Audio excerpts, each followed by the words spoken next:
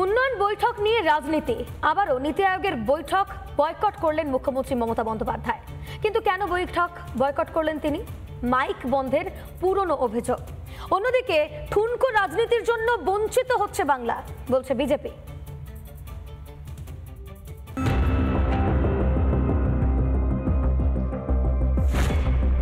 দিল্লিতে ভারত মণ্ডপমে নীতি আয়োগের 10ম বৈঠক, তাতে গেলেনই না বাংলার মুখ্যমন্ত্রী মমতা বন্দ্যোপাধ্যায়।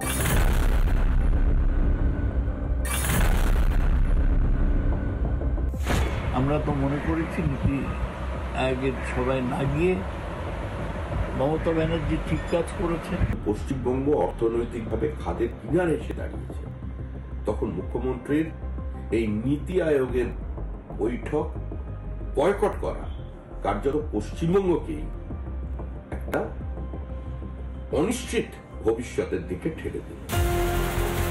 কেন্দ্রের বিরুদ্ধে বঞ্চনার অজুহাত খাড়া করে সরব হন মমতা ব্যানার্জি। সেই মমতাই যোগ দিলেন না প্রধানমন্ত্রীর নেতৃত্বে নীতি আয়োগের বৈঠকে। তবে এটাই প্রথম নয়, এর আগেও নানা কারণ দেখিয়ে নীতি আয়োগের বৈঠক বয়কট করেছেন মমতা। এবার করলেন পুরনো একটি অভিযোগকে হাতিয়ার করে, সেটাও এমন অভিযোগ যা আগেই ভিত্তিহীন বলে প্রমাণ হয়েছে। গত বছরের 27শে জুলাই নীতি আয়োগের বৈঠকে মমতা অভিযোগ করেন তাকে নাকি গুরুত্বপূর্ণ কথা বলতে দেওয়া হয়নি। বক্তব্যের মাঝপথে তার মাইক বন্ধ করে দেওয়া হয়। প্রতিবাদে মাঝপথেই বেরিয়ে এসেছিলেন বৈঠক থেকে। আমরা 1,71,000 কোটি টাকা পাই লাস্ট ইয়ার পর্যন্ত, এই বাজেটেও কিছু নেই, শুধু জিরো। এইটুকু বলার সাথে সাথে আমার মাইকটা স্টপ করে দিয়েছে। আমি বললাম, why you discriminate, why you stop me? I am only attending. You should be happy for that. Instead of that, you are giving more scope to your party, your government, and you only me on behalf of opposition, only I am there, and you stop my mic. আপনি আমার mic বন্ধ করে দিচ্ছেন। আপনাদের এই বঞ্চনা আমি মানি না, তাই মনে রাখবেন আমি চললাম। তখনই তথ্য প্রমাণ দিয়ে নীতি আয়োগ বলে দিয়েছিল মমতার অভিযোগ ছিল অসত্য।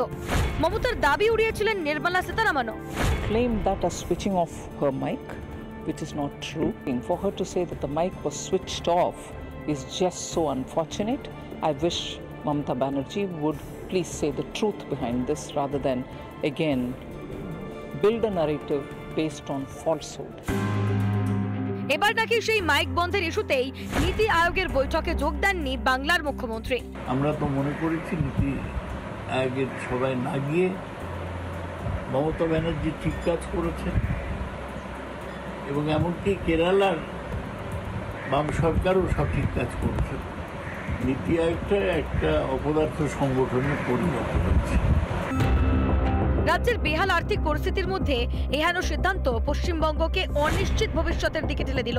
পাল্টা সুর চড়িয়েছে বিজেপি। যখন পশ্চিমবঙ্গ অর্থনৈতিকভাবে খাদের কিনারে এসে দাঁড়িয়েছে, তখন মুখ্যমন্ত্রীর এই নীতি আয়োগের বৈঠক বয়কট করা কার্যত পশ্চিমবঙ্গকে একটা অনিশ্চিত ভবিষ্যতের দিকে ঠেলে দেবে।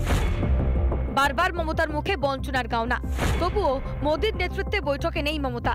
তবে কি বঞ্চনার অভিযোগ সব মিথ্যে? সত্যি ধরা পড়বে বলেই বয়কট?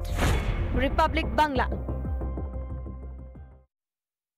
নানা ধরনের কন্টেন্ট দেখার জন্য লাইক করুন, শেয়ার করুন আমাদের ফেসবুক পেজ, সাবস্ক্রাইব করুন আমাদের ইউটিউব চ্যানেল। পাশাপাশি অন্যান্য ব্রেকিং নিউজের জন্য অবশ্যই চোখ রাখুন রিপাবলিক বাংলায়।